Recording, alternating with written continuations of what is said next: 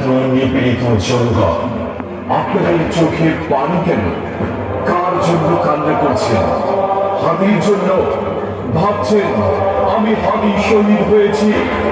আপনার চারিদিকে তাকিয়ে দেখুন, জামিয়া ইমদাদি আলিপুরের এই মহাসম্মেলনে লক্ষ হাদি উপস্থিত রয়েছে।